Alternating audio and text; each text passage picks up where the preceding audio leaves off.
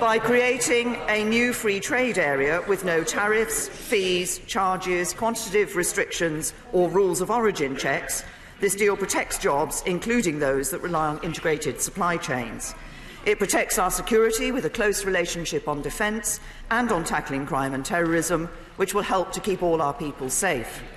And it protects the integrity of our United Kingdom, meeting our commitments in Northern Ireland and delivering for the whole UK family, including our overseas territories and the Crown dependencies.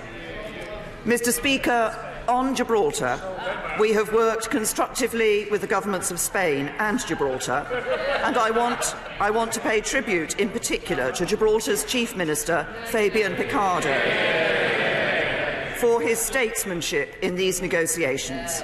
We have ensured that Gibraltar is covered by the whole Withdrawal Agreement and by the implementation period. And for the future partnership, the UK Government will be negotiating for the whole UK family, including Gibraltar. As Fabian Picardo said this weekend, and I quote, "Every aspect of the response of the United Kingdom was agreed with the Government of Gibraltar. We have worked seamlessly together in this, as we have in all other aspects of this two-year period of negotiation. Most importantly, the legal text of the draft withdrawal agreement has not been changed. That is what the Spanish government repeatedly sought, but they have not achieved that. The United Kingdom has not let us down." Mr. Speaker, our message to the people of Gibraltar is clear. We will always stand by you. We are proud that Gibraltar is British, and our position on sovereignty has not and will not change. Mr. Speaker, the withdrawal agreement will ensure that we leave the European Union on the 29th of March next year in a smooth and orderly way. It protects the rights of EU citizens living in the UK and UK citizens living in the EU, so they can carry on living their lives as before. It delivers a time-limited implementation period to give business time to prepare for the new arrangements. During the implementation period, trade will continue on current terms, so businesses only have to face one set of changes. It ensures a fair settlement of our financial obligations, less than half of what some originally expected and demanded.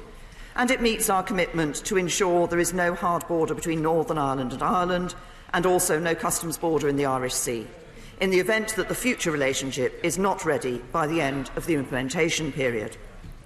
Mr. Speaker, I know some members remain concerned that we could find ourselves stuck in this backstop, so let me address this directly. First, this is an insurance policy that no one wants to use. Both the UK and the EU are fully committed. Both the UK and the EU are fully committed to having our future relationship in place by the 1st of January 2021. And the withdrawal agreement has a legal duty on both sides to use best endeavours to avoid the backstop ever coming into force. If, despite this, the future relationship is not ready by the end of 2020, we would not be forced to use the backstop. We would have a clear choice between the backstop or a short extension to the implementation period.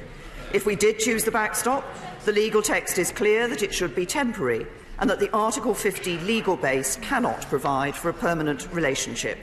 And there is now more flexibility that it can be superseded either by the future relationship or by alternative arrangements, which include the potential for facilitative arrangements and technologies to avoid a hard border on the island of Ireland.